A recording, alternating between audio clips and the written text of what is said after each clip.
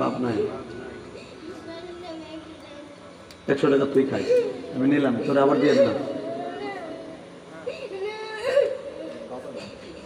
দেখো আরে কি দিয়ে সান্ত্বনা দেবা বলো?